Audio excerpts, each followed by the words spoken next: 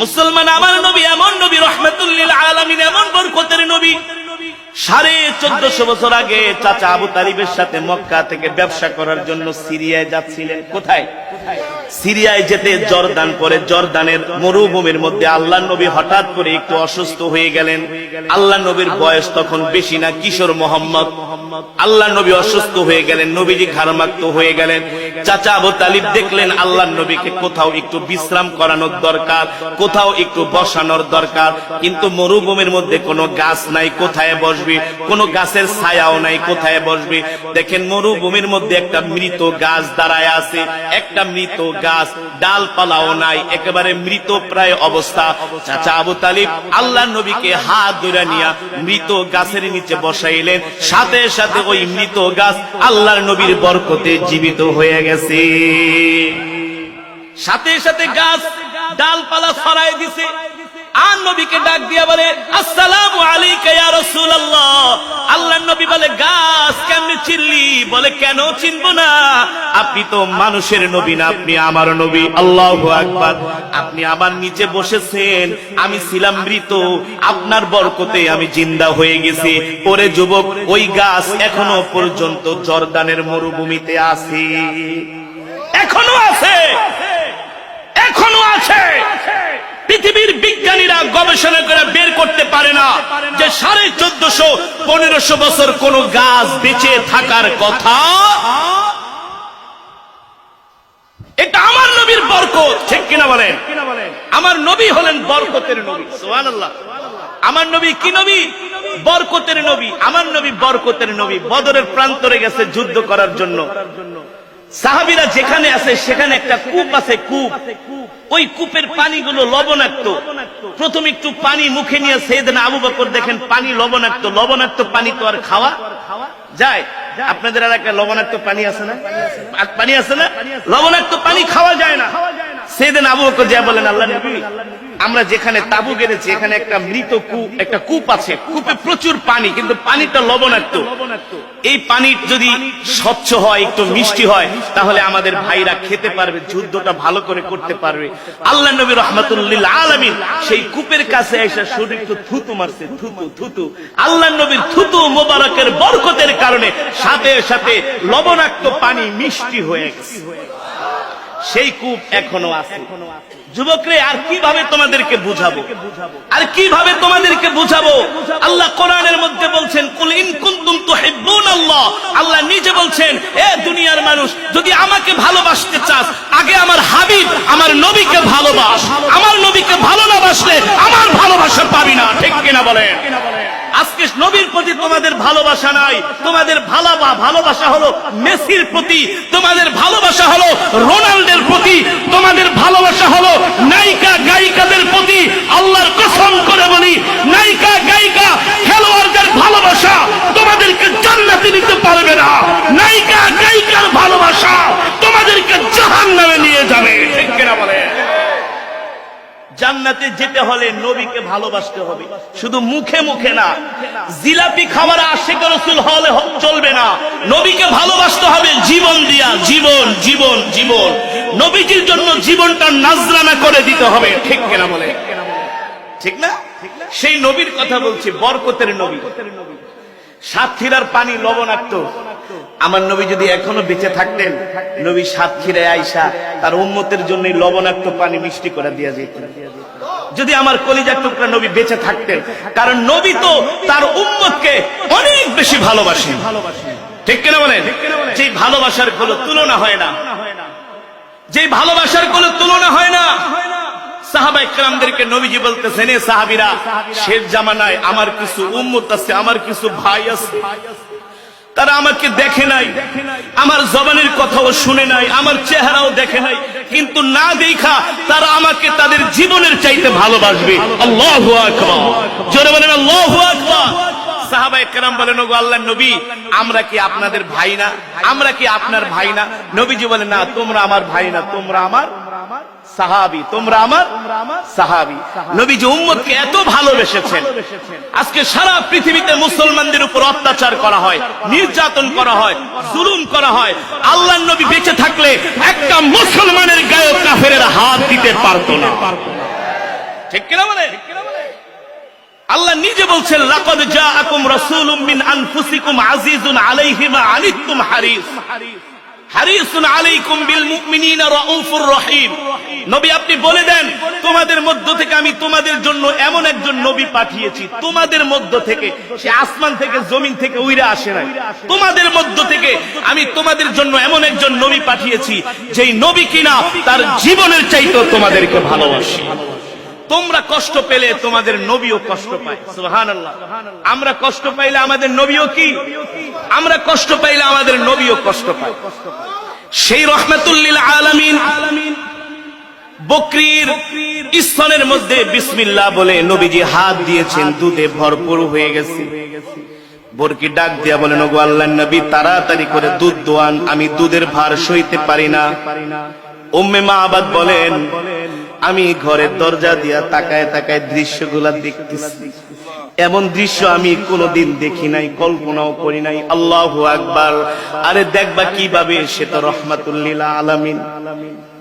এবার আল্লাহর নবী দুধ দহন করলেন, এক পাত্র দুধ হয়ে গেল।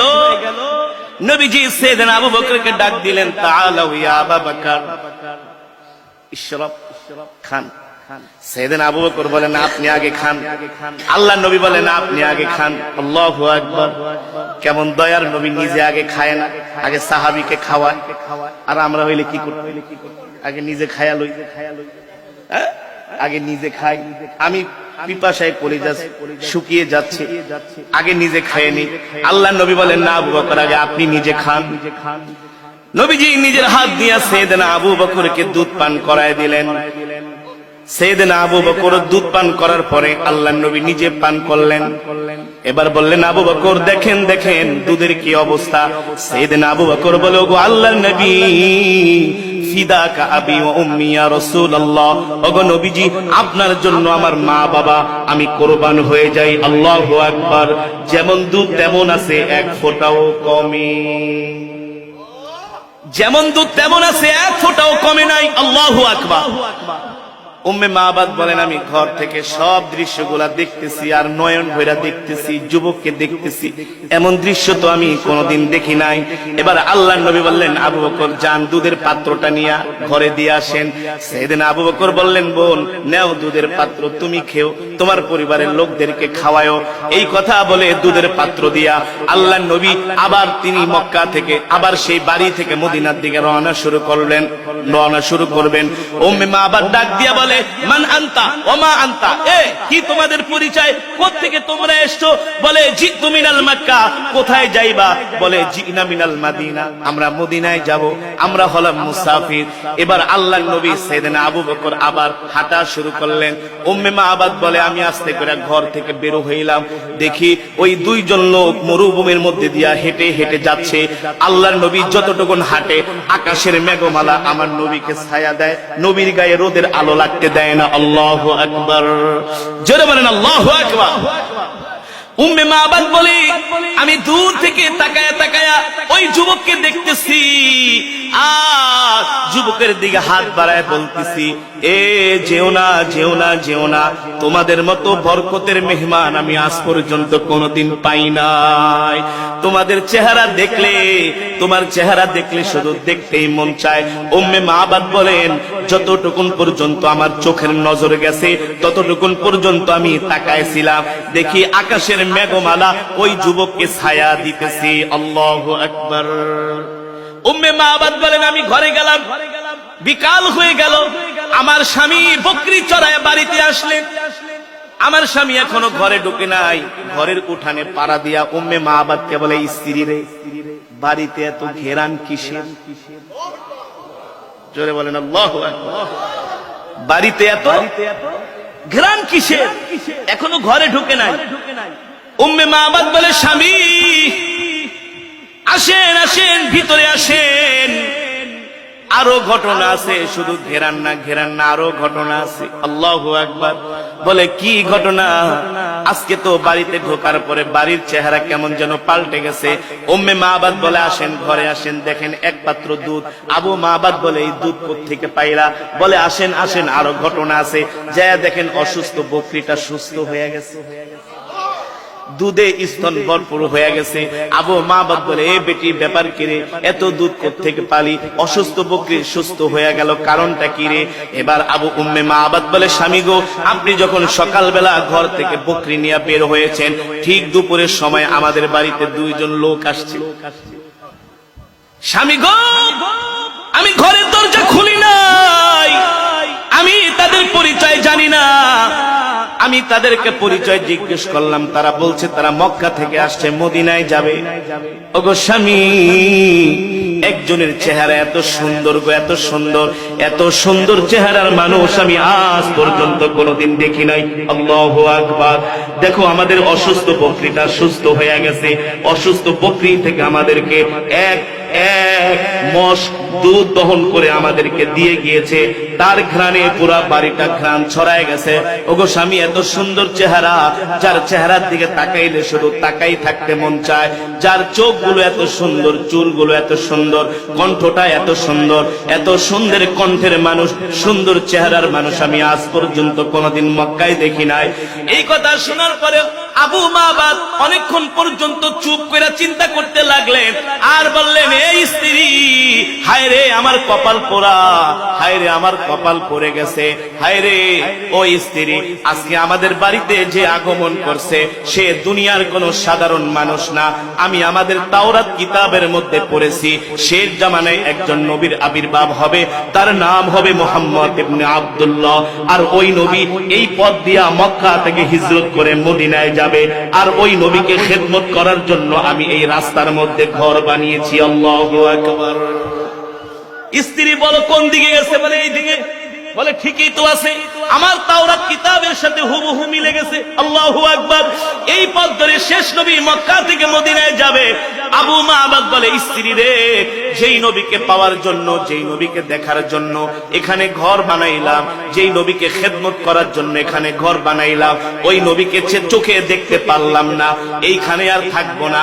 বাড়িঘর যা আছে, গাট্টি বস্তা যা আছে, ভেড়া বকরি সব নিয়ে চলো মদিনায় যাই, আর ওই নবীর হাতে হাত রেখে কালেমা পড়ে মুসলমান হয়ে যাব। আল্লাহু আকবার। জোরে বলেন আল্লাহু আকবার। মুসলমান সেই নবী রহমাতুল লিল আলামিন